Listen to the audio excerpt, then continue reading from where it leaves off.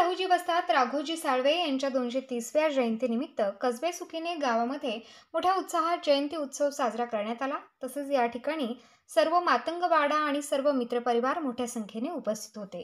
लहुजी वस्तात यांच्या प्रतिमेची फुलगुच्छ व पूजन करण्यात आले आणि मोठ्या मनोभावाने पूजा करण्यात आली।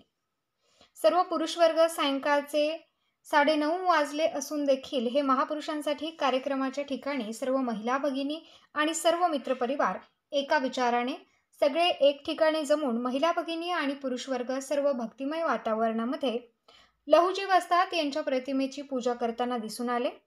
तसेच आयोजक यावेळी विविध सांस्कृतिक कार्यक्रमांचे आयोजन करण्यात आले।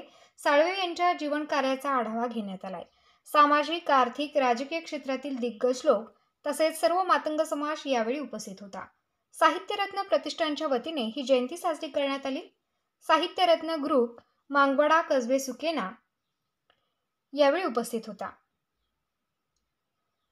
7/12 न्यूजसाठी किशोर बस्ते।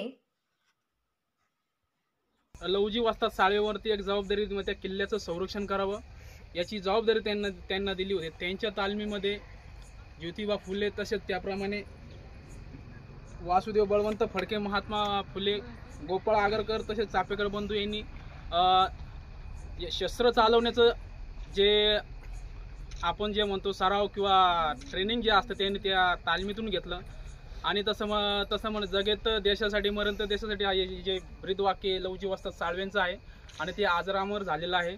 त्याचप्रमाणे मी त्यांच्या या